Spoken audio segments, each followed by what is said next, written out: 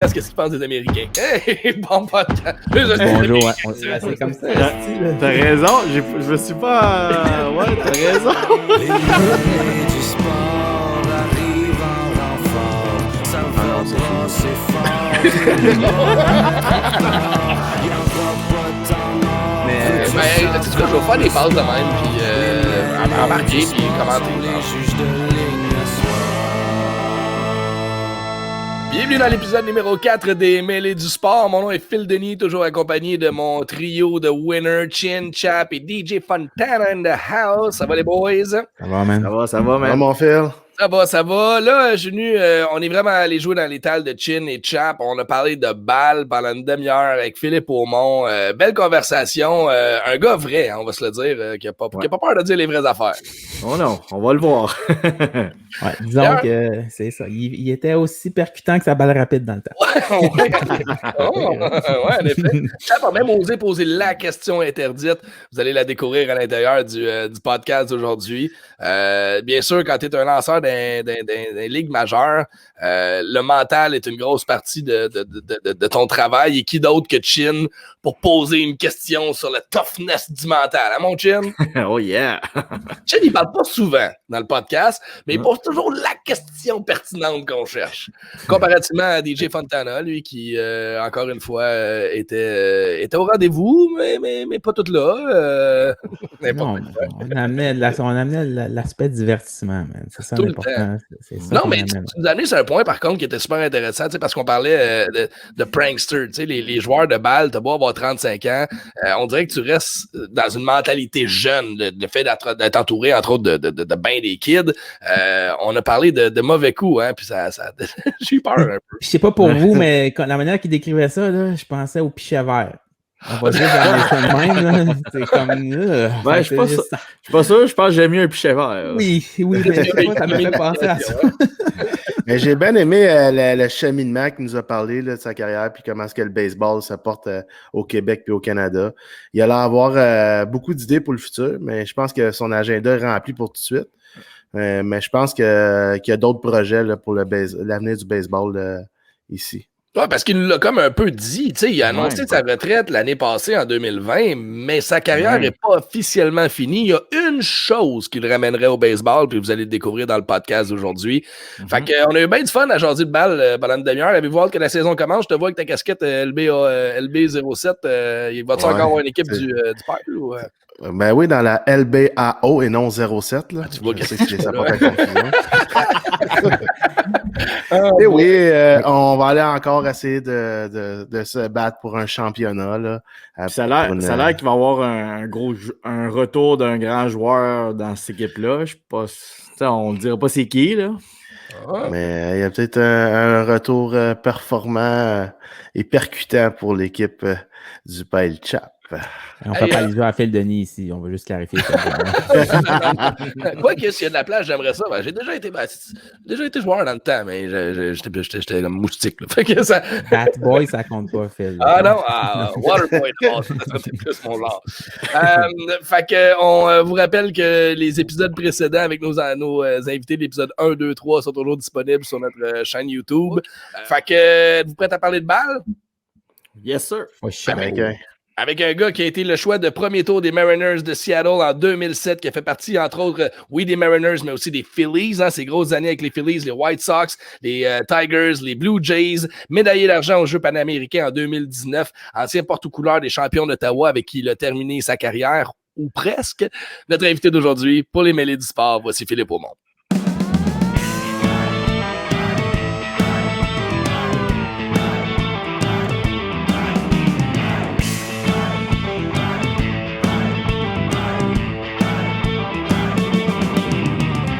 C'est un plaisir de le recevoir pour l'épisode numéro 4. Notre invité cette semaine, Philippe Aumont. Salut Phil! Salut boys! Salut Phil! Merci de prendre quelques minutes de ton temps qui semble être très chargé ces temps-ci pour nous jaser un peu. Avant de tomber dans le vif du sujet, le lien de tous nos invités, bien sûr, c'est le Pile Mile. Comment tu as découvert le Pile? C'est quoi ton lien avec le Pile Mile? Comment j'ai découvert le Pile? C'est sûr que je pense que c'était plus avec une ex-copine qui qui travaillait là, était serveuse. Puis je suis pas un gars qui sort extrêmement beaucoup, mais elle travaillait là. Fait que j'ai commencé à découvrir ça. Puis en jouant au hockey là, avec Chin puis Chap, j'ai fait en sorte que j'ai fait un meilleur lien avec le Pile Mile. Puis si on avait d'un matin, là, c'est la question que je m'amuse à poser à tous nos invités, si on crée un trio Aumont, là, un trio Philippe Aumont avec la bouffe du Pile Mile, c'est toi qui choisis qu'est-ce qu'il y a sur le menu. Qu'est-ce que Chin et Chap vont mettre sur le trio Aumont? Qu'est-ce qui mettrait ce trio? C'est sûr qu'il y a une poutine sauce brune. Ça, c'est une des affaires qui est mortelle pour moi, là. Puis j'avais déjà mangé la poutine est écœurante, fait que mais il y a pas, c'est une poutine ben ordinaire, ben plate là. C'est juste patate, fromage, extra fromage, ça c'est sûr et certain. Avec la sauce brune là, c'est pas de la sauce en cacane, que ce soit de la sauce faite maison, là, je pense que c'est de la berce. Puis à côté de ça, c'est sûr que j'ai 2 ou 3 roteurs là. Si j'ai 3 roteurs, une grosse poutine, là, puis un Pepsi, une Girl à côté, là, ça c'est mon trio d'enfer.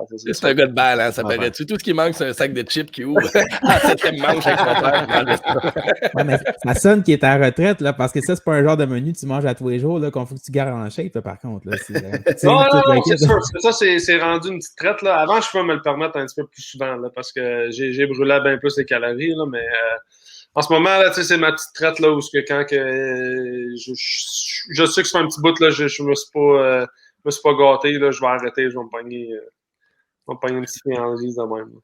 Philippe, la dernière fois qu'on s'est jasé, nous autres, c'était à l'été 2020. Tu nous es arrivé avec une grosse nouvelle, ta retraite du monde du baseball professionnel pour te lancer dans l'agriculture ici en région. Tu as une immense ferme, sériculture, entre autres, là, dans le coin du club de golf Le Sorcier, je me trompe pas, là, à l'aéroport. Ouais. Comment, avant de tomber dans ta retraite, comment s'est passé justement là, cette année-là, là, depuis qu'on s'est parlé l'été passé, presque un an, jour pour jour après, la vie de fermier, comment ça se passe? Ça se passe bien. C'est vraiment chargé. C'est chargé comme horaire. Tu sais, je suis pas frileux de travailler. J'avais déjà des gros journaux baseball. On en a là, des 12-13 heures. C'est juste plus l'organisation. Je suis à mon propre compte. Fait que, c'est moi qui organise tout ça.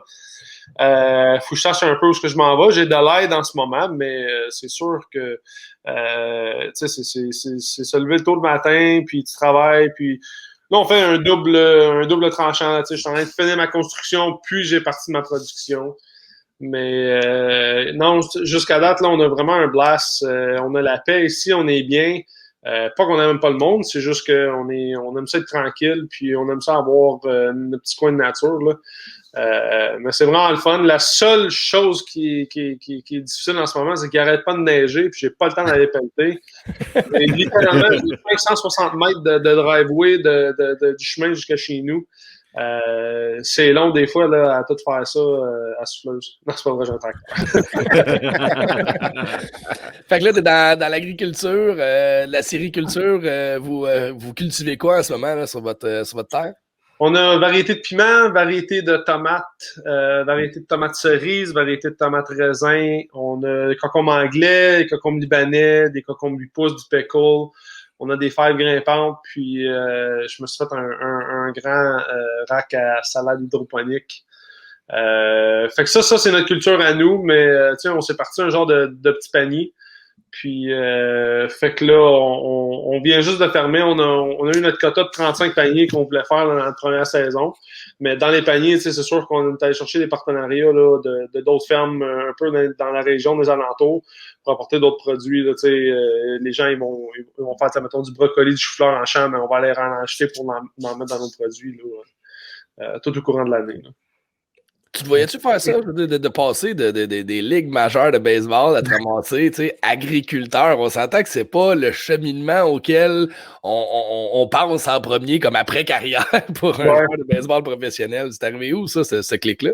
Non, mais regarde, c'était comme un plan de retraite, moi, ma femme, là, de s'acheter une petite fermette, de partir à la campagne, puis d'essayer d'être un peu self-sufficient d'un sens où on est assez de travailler avec la nature pour aller chercher notre nourriture, puis c'est vraiment ce côté-là qui nous attirait vraiment. Ma femme elle travaille aux fonctions publiques au fédéral.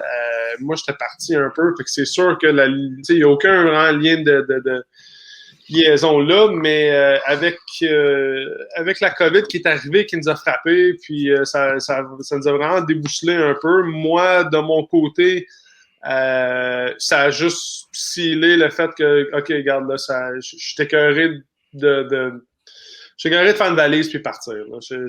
Vivre dans mes valises, là, je l'ai vécu, je l'ai fait, j'ai eu du fun, j'ai partié, mais genre, j'étais juste tanné, j'ai une petite de 20 mois à la maison, j'ai ma femme, fait que je voulais un peu m'établir, tu sais, juste m'asseoir puis grandir ici, faire une petite affaire ici, puis fait que ça a comme mis le clou sur le cercueil. Ça fait-tu drôle, parce que tu parlais de ça avant qu'on commence l'entrevue tantôt, mais tu commençais à devenir un joueur un peu expérimenté là, au baseball, mais là, tu fais partie de la relève dans le domaine de l'agriculture. Ça fait weird un peu, psychologiquement, je parle de recrue tout d'un coup, là encore. Ouais, non, c'est sûr que là, je suis redevenu une rookie, là. Ouais, une vraie rookie à part ça. Des fois, je suis parti. Mais non, hey, regarde, on vient juste de, c'est officiel, là, on a eu nos cartes de producteurs du Québec. On est enregistrés, on a finalement, genre, passé à travers tout le processus. C'est toutes des nouvelles choses, mais non, c'est un nouveau défi. Pour vrai, c'est quelque chose qui m'attire parce que il y a tellement de possibilités, puis il y a beaucoup de choses à apprendre. Je trouve le baseball, tu sais, j'étais pas un des meilleurs, puis j'ai jamais été un des meilleurs. J'ai fait partie des meilleurs pendant un bout, mais j'ai jamais été un des meilleurs. Mais en fait d'apprentissage, on dirait que je commençais à topper, puis pour moi, genre, je commençais à m'ennuyer un peu. Oui, genre, j'avais des choses à travailler, mais je voyais que ça ne débloquait pas, puis, tu sais, c'est un moment donné, genre, faut que tu passes à autre chose, puis le corps, je le sentais et tout. Tu sais, c'est toutes des choses là, qui viennent en lien, mais là, avec l'agriculture, il y a tellement de possibilités où ce que je peux aller. Puis tu sais, si j'aime ça, mais je le garde. Si je ne l'aime pas, mais si je peux passer à autre chose, il y a des options. Mes options sont là. Au pire, ce que tu fais, c'est que tu fais un service au volant, puis le monde, quand il arrive pour acheter un panier, ben toi, tu le pitches à 100 000 à l'heure, comme ça, puis au moins, tu gardes le bras, tu restes en forme, tu sais. Arrête pas, c'est direct dans la fenêtre. Hey, dis-moi, t'as eu quand même un beau parcours des ligues majeures, t'as inspiré plusieurs lanceurs. Là, tu te réaligné avec les Blue Jays avant de partir. Quelle équipe t'a fait le plus triper? Tu sais, si là, demain matin, là, je te fais rentrer à Cooperstown, quelle casquette tu mets sur ta tête? Mais regarde, pour vrai, c'est dur un peu, là. J'ai eu ma grosse majorité, là, c'était avec les Phillies. Avec eux, j'ai grandi, c'est avec eux, j'ai monté dans les grandes ligues, puis c'est là que je me suis fait vraiment des bons chums, puis que, tu sais, j'ai appris la grosse balle. C'est sûr que mon camp avec les Jays était exceptionnel, il était next level. J'avais un sentiment d'appartenance, je me sentais chez nous. C'est une équipe canadienne, fait que j'avais pas... j'étais moins intimidé, j'étais beaucoup plus à l'aise, puis c'est sûr que j'étais du côté des vétérans aussi, là. J'étais plus vieux, puis il y en avait des gars de 21, 22, là, j'en avais partout alentour de moi, puis c'était le fun d'un sens, parce qu'ils savaient que j'avais quand même un parcours en arrière de moi, puis ils respectaient ça, puis c'était sharp. Fait que m'en aller à Cooperstown, regarde, ça arrivera pas, mais je sais pas, c'est probablement avec les Phillies, parce que regarde, c'est avec eux autres que j'ai fait ma grosse carrière, puis que j'ai passé là, des petits rangs jusqu'au majeur. Là. Tu parlais, tu sais, comme tu avais bien des kids avec le camp des Blue Jays, mais ça faisait-tu weird de dire que dans le même camp, tu avais genre le fils d'un Guerrero dans le temps au Québec, là tu jouais dans le même camp que son fils. Ça tu un coup de vieux? D'un coup, tu as regardé, tu es comme, oh, là, OK, c'est rendu différent. Ouais, ben oui, c'est sûr qu'à un moment donné, tu fais des liaisons où tu es comme. j'ai joué avec ton père ou j'ai joué contre ton père, puis là, je suis contre toi. Puis là, c'est comment qu'il est là? Je suis. Tu sais, mais c'est difficile d'un sens de le prendre parce que dans le sport, tu vieillis pas mentalement. T'es tout le temps un kid. Parce que tu joues, puis tu t'entraînes, puis les responsabilités de la vie, là, t'en as presque pas. Fait que t'es pas un adulte. T'es un adulte sur papier, mais en dedans de toi, t'es encore un kid, puis je te garantis que tu vas voir là, n'importe qui joue là, dans cette équipe-là, les vétérans. Pour eux autres, ils ont encore la mentalité qu'ils ont 25 ans, mais ils ont peut-être 35, 36, 37, mais c'est un peu comme ça. Fait que non, c'est sûr que quand tu t'assis, puis si tu pars en nostalgie de même, là, puis tu te perds, là, des fois ça peut te faire mal un peu sur l'orgueil. T'as parlé tantôt que tu t'es fait des bons chums dans l'organisation des Phillies. Y a-t-il une personne en particulier dans ta carrière qui t'a vraiment donné un coup de main dans ton cheminement, soit au niveau du coaching ou qui t'a donné la chance? Il y en a tellement eu, là, c'est dur à mettre le doigt dessus, tu sais, pour vrai. Dans l'organisation des Phillies, j'ai plus eu des chums où on s'est accroché, puis où on s'est vraiment tenu, même si on était en compétition un l'autre, on se backait d'un sens. Fait que, il y en a un, c'est Justin DeFreitas. Il joue plus maintenant, il est rendu entraîneur avec les Dodgers. Puis j'ai Jake Diekman qui, mon Dieu, il est rendu où, lui? Il est allé au Texas, il est allé à Oakland, Kansas City. Je pense qu'il est rendu à Oakland. Fait qu'on était les trois, on a parti des rangs du A, puis on a monté des majeurs tout ensemble. Puis on s'est tenus, comme ce que je disais, tu sais, on était en compétition, mais on se lançait, avant la pratique ou pendant la pratique, on se lançait, on pratiquait, puis on s'aidait. Regarde, aujourd'hui, là, t'as l'air d'être croche, t'as l'air d'être de même. Puis pendant la game, je portais pas attention, mais quand ces gars-là embarquaient dans la game puis allaient lancer dans la game, je portais attention parce que je savais que le soir, quand on retournait à l'appart, on allait en parler, puis qu'il y avait une bonne game ou pas une mauvaise game. Fait que ce feeling de comme se coacher les trois ensemble un peu, ça nous a fait grandir un peu, de regarder certains aspects, puis de vraiment avoir une complicité avec ces gars-là, ça l'aide ton cheminement parce que c'est quand même un zoo, là, les rangs mineurs, là, c'est du free for all, puis c'est genre, c'est Hunger Games, là, genre comme il y en a. Explique ce que tu veux dire. Toi, puis ils vont piler sur le corps, ils vont te les garocher en dessous du boss, là, puis ils s'en foutent, là. Pour avoir leur place, c'est ça? T'as pas le choix d'avoir T'as pas le choix un peu, là, tu sais, c'est la vie. Fait que, tu sais, des fois, dans ma vie de tous les jours, tu sais, je fais des affaires, puis le monde me regarde, ils sont comme, qu'est-ce que tu fais? Je suis comme, sorry, tu sais, j'ai grandi dans le wild, là, en ce moment, là, tu sais. Ça se reflète-tu dans le monde de l'agriculture, ça, ce côté-là? Tu manges-tu tes voisins? T'es-tu en train de... Non, c'est plus relax, ça. C'est beaucoup plus relax, ça. Fait que je vais partager mes légumes, là. Ça a été une décision difficile à prendre, justement, de tirer à plug sur tout ça. Tu t'en parles, puis on voit encore la magie dans tes yeux, puis on voit encore que ça t'allume, ça t'habite encore. T'as-tu officiellement fait ton deuil dessus, ou il y a encore une petite voix en arrière qui fait peut-être que. Ah, il y a toujours la petite voix qui est là, puis elle veut juste pas partir, là. Elle flotte, puis elle flotte. C'est parce que j'ai de la misère à fermer les portes parce que je m'étais donné comme objectif d'aller jouer aux Jeux Olympiques une dernière fois, puis de faire mon deuil, de fermer ce chapitre-là, soit avec une médaille ou soit avec une cérémonie des Jeux Olympiques, puis de faire comme OK, gars, c'est terminé. Fait que je suis pas capable de dire je suis officiellement fini. J'ai pas été encore. Il y a une possibilité que je puisse y aller, mais là, ça rentre en conflit d'intérêt avec ma production. Fait que là, c'est un gros mindfuck un peu, là, comme on pourrait dire.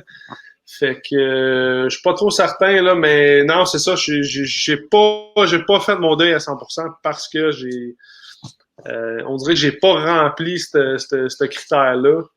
Puis j'ai de la misère à laisser aller, de dire, regarde, mais ça n'arrivera pas, ça n'arrivera pas.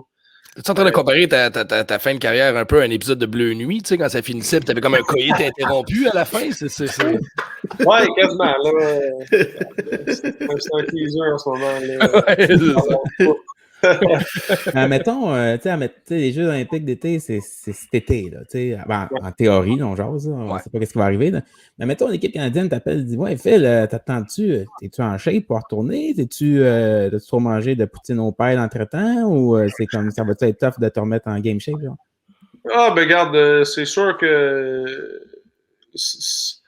C'est sûr que s'il m'appelle, je vais commencer à courir, là, probablement, là, Rocky style, là, j'ai des bancs de neige en masse, je peux aller me couper une coupe de plus de bois. On va pelleter ton entrée. Puis marcher dans la neige, là, tomber sur le bord, puis j'ai une grange jusqu'à je peux aller faire des setups là, en envers. J'ai un chariot, là, je peux lever, là, puis je mettrai des jeunes sur mon chariot. Mais la clé, ça va être de mettre la musique dramatique dans le background. Ouais, hein? C'est ça. Non, combien de temps ça te prendrait de game shape? Là? Mettons, tu le call là, demain, es-tu capable de jouer dans 2 semaines? Es-tu capable de jouer dans 2 mois? Ça te prend combien de temps avant d'être capable de retomber? Je te dirais, là, me lancer un programme, là, me lancer à donne-moi au moins 6 à 8 semaines. Là. Au moins 2 mois là, pour me remettre en game shape. Pour les Olympiques, là, je peux vraiment le couper à 6 semaines. Là. Après, je vais payer. Je vais vraiment en motassine. Mais c'est pas grave, il n'y a plus rien après. C'est fini. Puis, regarde, si mon bras il explosera. Puis, sinon, c'est sûr que s'il y aurait une saison par après ou j'ai une grande saison, mais là, OK, là, j'ai besoin d'un 4-5 mois là, pour me mettre dedans parce que là, c'est un cheminement qui est un petit peu plus. Un petit peu plus relax là, dans le fait qu'il faut que vraiment je build up. Mais juste pour les Jeux olympiques, là, je pense qu'en 6 à 8 semaines, je peux probablement aller chercher mon cardio, aller chercher ma force, puis avoir un bon programme de lanceur. Là. Ta blonde de ta petite scénaire ou tu tapes scénaire à ta blonde? Je veux dire, au baseball, s'il y avait un sport où t'es tout le temps avec tes mates, tu joues quasiment tous les 2 jours, t'es parti pendant une saison qui est comme interminable. Là, tu te retrouves dans une nouvelle réalité où tu revois ta blonde, ton enfant plus souvent. Comment ça se passe, la cohabitation sans les boys, en famille? Ben oui, mais regarde, ça fait partie de la vie. Hein. Des fois, on se pogne à la gorge. Regarde, c'est comme je dis, c'est ça qui est ça. Puis, on fait des compromis. Il faut que je plie, elle plie. Elle plie moins souvent. Fait que moi, il faut que je plie. T'as bien compris. Avant, ça veut juste partir. OK, mais bye, on s'en va sur la route pendant 10 jours. Fait que steam off comme tu veux, mais là, à soir, on va coucher dans le même lit. Fait que faut trouver un compromis à quelque part. Là. Puis toi, je voulais te poser comme question, comment tu trouves le baseball au Québec présentement? Là? Est-ce que tu penses qu'on a une bonne structure pour développer des bons joueurs de baseball canadiens? Oui, on a un très bon programme. C'est juste que le monde ne travaille pas ensemble. Il y a trop de clics qui veulent se former, qui veulent le monopole, puis qui veulent ils veulent pas laisser aller leurs joueurs, ils veulent les garder pour eux autres mêmes parce qu'ils veulent, on est tellement en développement que les gens, les programmes essaient de se développer puis ils veulent avoir la crédibilité un peu. Je sais pas si ça fait du sens. Ils veulent comme ah, mais Philippe Aumont, il est sorti de mon programme à moi. Ils veulent pas le laisser aller au next level où ce qui serait supposé d'aller puis que c'est là. Je trouve que c'est un peu comme ça. Peut-être je suis wrong, mais j'ai juste le feeling. J'ai juste le feeling que les gens, genre, ils travaillent pas 100% encore ensemble pour le développer. Mais il y a un beau programme, l'Académie de baseball Canada à Montréal, où ce que moi j'ai joué, ça s'appelait les Ailes du Québec. Puis après ça, t'avais l'ABC. Puis ça, c'est la place où ce que les gars devraient aller. C'est le next level, c'est les meilleurs gars qui se regroupent tous ensemble, ils jouent dans des ligues plus vieilles, à le jouer des tournois aux États. Ils se font vraiment promouvoir là, avec les collèges américains. Puis les connexions sont en train de se former avec les universités, les collèges américains. que les bons joueurs sortent de là, puis que il aille chercher les gens là et non qui viennent pas pantoute. Là, fait que ça commence à grossir, ça commence à. Mais c'est faut que tu aies les entraîneurs aussi, hein. Faut que tu aies la connaissance, puis oui, tu peux lire comment coacher, puis un peu c'est quoi la balle d'un livre, mais si t'as pas l'expérience, le vécu un peu que je te parle, comment vraiment tu vas te sentir sur le monticule quand t'as freaking 20 000 personnes, genre comme. Tu peux le lire dans un livre, c'est vraiment exceptionnel, whatever. Non, c'est exceptionnel, puis genre, comme ta crotte au cul, là. C'est intimidant, ça peut être intimidant, puis, le monde, il développe en ce moment, juste physiquement, mais il parle pas de l'aspect mental. T'arrives dans une game, là, puis t'es intimidé, là. Qu'est-ce que tu fais? Comment tu réagis? Comment tu gères ces émotions-là? Mais ça, c'est pas physique, ça, là, c'est tout dans ta tête. Fait que c'est toutes des petites choses comme ça là, qu'il faut. Tu as appris ça tout toi-même, là, dans le fond, là, l'aspect mental, tout ce que tu as vécu. Dans le fond, comme tu dis, tu as une crotte au cul. Peu importe, là. Je l'ai vécu on the spot un peu, mais c'est sûr que quand tu arrives du côté des pros, là tu as du staff un peu. Là, à toutes les années, là, j'allais tout le temps voir le shrink le sport psychologist. Là. On allait s'asseoir, puis on jasait, puis on parlait de nos expériences, puis j'ai même été chez eux personnellement, au Wisconsin, passer des semaines avec lui pour essayer de gérer certaines émotions, puis moi, je suis comme rentré là, dans des rangs mineurs, puis dans ça, quand Twitter, Instagram, ces choses-là, ça commençait comme à ouvrir, puis ça ouvrait l'accessibilité aux athlètes, puis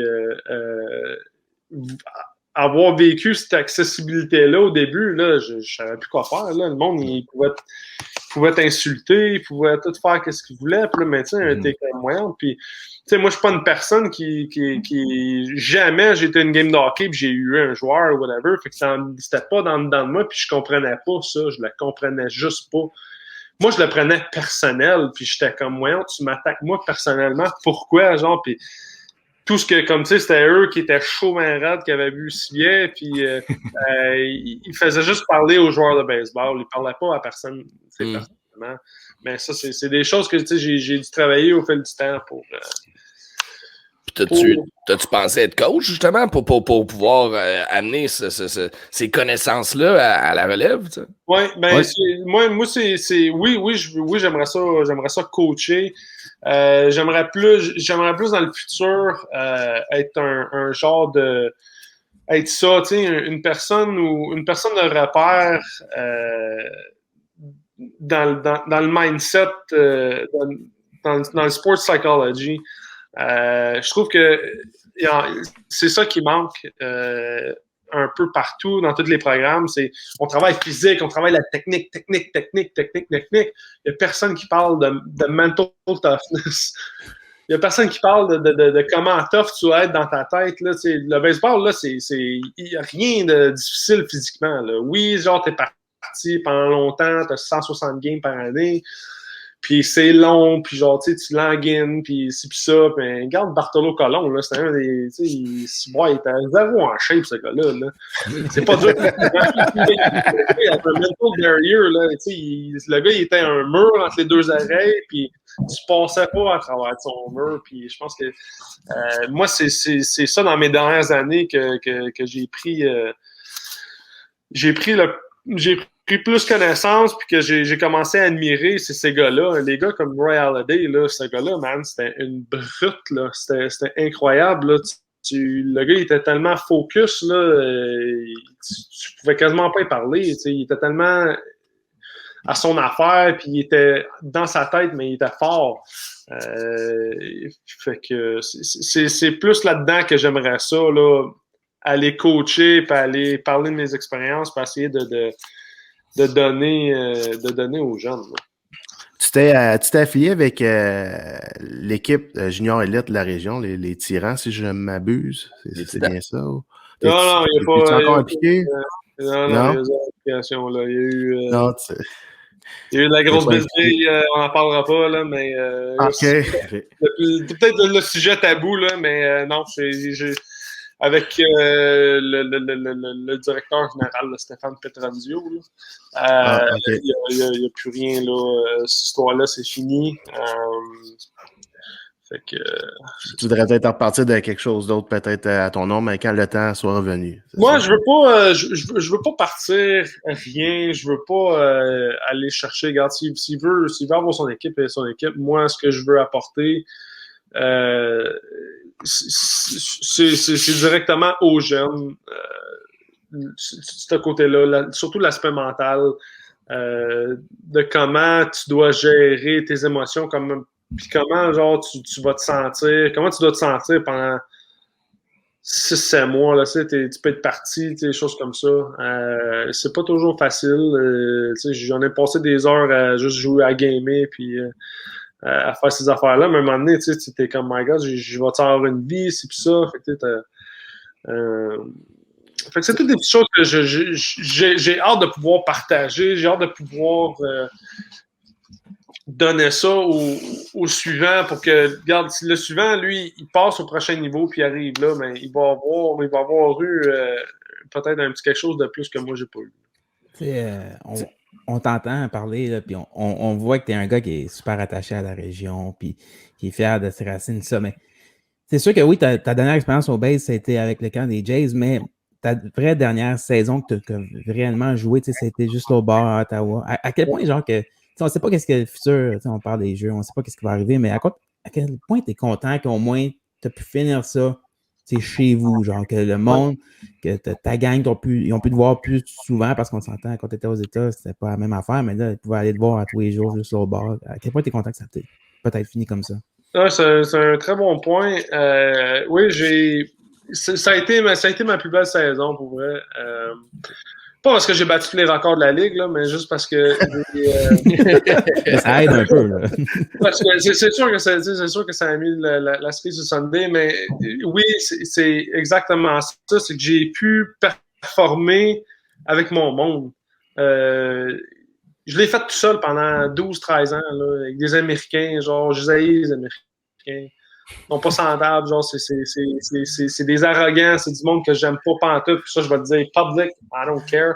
Je les aime pas, les Américains, ils sont arrogants, puis tout ce qu'ils pensent, c'est l'armée, hein, we got a bigger army, blah, blah, on s'en foutu de ton armée, genre, tu sais, comme...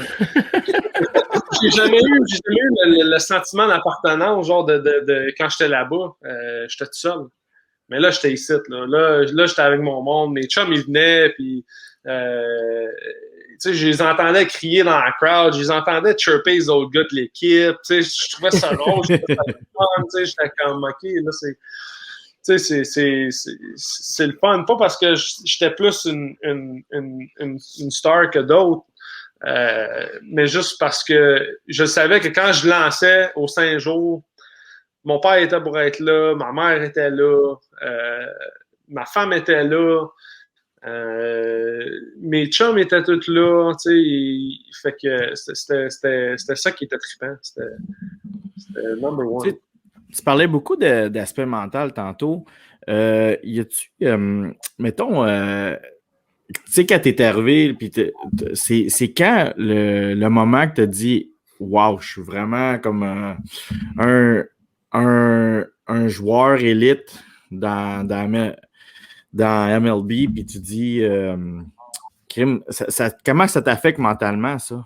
C'est plus positif, c'est sûr, mais ça dure... Ouais, mais ça vient avec du positif et du négatif, là. Comme, tu sais, plus tu montes, plus que j'ai monté mes échelons, plus que, tu sais, je devenais plus une face publique, puis, tu sais, aller marcher, puis, tu sais, aller, mettons, promenade, mais là, je me faisais arrêter left and right. Hey, des joueurs de baseball, c'est ci pis ça, whatever. C'est le fun de monter, c'est le fun d'avoir tout ça. Mais il y a d'autres choses que tu dois, comme, ta vie privée, là, Ouais, était plus privée. Là. Il n'y en avait plus ben. Fait que c'est un couteau un peu à deux tranchants, mais regarde, it is what it is. Puis ça, c'est des choses que c'est des choses que faut que tu sois prêt à donner là, quand tu veux un peu avoir la fin. Là.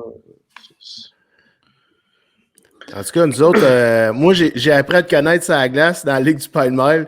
J'étais bien content d'avoir un Chara comme partner à défense. ça coupait toutes mes erreurs. J'étais bien content de t'avoir côtoyé là. Il va en avoir beaucoup des erreurs en plus. Ah oui. Hey, Phil, une couple de petites questions à Raphaël avant de te laisser partir parce que le temps file et tu as des tomates à les faire pousser. Le frappeur le plus intimidant contre qui t'as lancé, c'était qui? Giancarlo Stanton. Pourquoi? Pourquoi? Il y a juste le gars immense, là. Il est 6 pieds 6, 250, 250 pure muscle, là. Il était juste. Il était comme. Ouais, tu peux pas être gros de même, là. Puis tu le sais, quand il frappe la balle, là, t'as avoué, là, combien de coups de circuit qu'il a frappé, puis la balle n'a pas levé là, 10 pieds dans les airs. Là, il a fait une flèche là, à 400 pieds. Là, non, c'est next level. Là, c'est pas, Tu vois le gars devant ta face, c'était des estrades. Hein? Hey, là, quand t'as une coupe de balle là, qui siffle à côté de ta tête, là, puis tu le sais que si elle te pogne, là, elle te pince comme du monde, là, tu te couches à terre puis vite. Là. Des fois, ça m'est intimidant de savoir que ces gars-là qui peuvent frapper vite de même.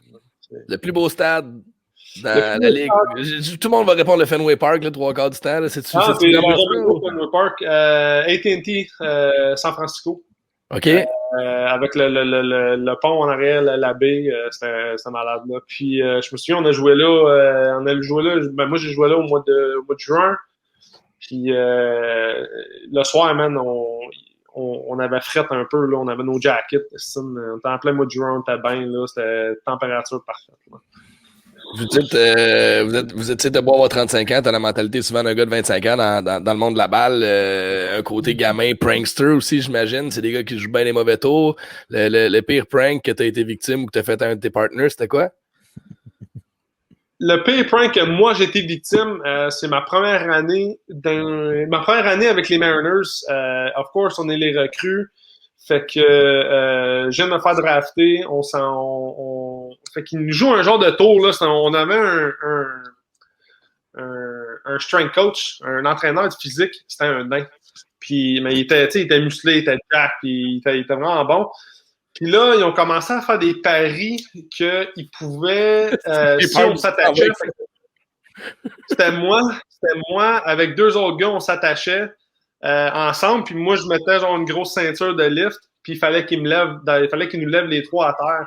Fait que là, il y avait une grosse affaire, mais en 2-3 jours, puis là, on était comme, hey, non, tu ne le lèveras pas, c'est impossible, puis on s'est tous couchés à terre. Puis en étant couché à terre, il y en a un qui est arrivé avec un gros bucket. Là. Il y avait du jus de pickle, du lait, il y avait de la scrap là-dedans. Ils l'ont tout pompé sur les yeux. On fait des poubelles. Là, ça puait. Genre, je suis allé me laver pendant 3 heures. Ça, là. C'était un des meilleurs points que j'ai eu. Je me demandais où. Alors, on va être obligé de couper l'entrevue, les gars. On peut pas faire fait que, qu'est-ce qu'on te souhaite pour le futur, Phil, en dehors de la balle? Une bonne récolte? Pas trop de neige? Ouais, ben là, c'est sûr, la neige, regarde, on peut pas le contrôler, mais non, moi, c'est juste la santé pour vrai, là. La santé, puis toutes les petites choses de la vie. On veut juste se reconnecter avec la vie, puis on veut... green is the color of life. Fait que, c'est nous autres, on veut faire pousser du vert, on veut faire pousser la nature, puis on est devenu un peu gros consommateur de toutes sortes de choses. Là, fait que moi, on dirait que je fais comme un 180, là, puis je retourne un peu là, dans qu'est-ce qui est nécessaire et non qu'est-ce qui est juste consommateur. Là. Tu joues-tu encore au hockey? Ouais, je joue un peu. Là. Regarde, je me suis inscrit avec les boys, là, on joue à Carlton, mais si on t'appelle, là, toi. Si on t'appelle, tu Ouais, vas ouais, dispo. mais c'est sûr, c'est pas trop souvent. Là, pas trop souvent. Là. Puis là, Non, non. c'est sûr que le 30 Mais bon là, au hockey, vous avez pas lâché. Là. Moi, j'ai lâché un peu. Là. Je joue des nets, je joue en avant, je m'amuse. Là. Ben, c'est ça qu'on s'en allait te demander. Là, on t'appelle pour gauler ou t'appelles pour. Non, jouer non, à- non, non, il n'y a personne qui goal sauf moi ici. Ne vole pas ma place. En tout cas, Ah, si jamais tu veux ça besoin d'un goaler, là, puis c'est pas trop compétitif son affaire. Là. C'est sûr que là, si je laisse rentrer une coupe de goal, là, puis les gars commencent à se tanner. Là. Ça sera pas trop compétitif, on a Phil l'autre bord.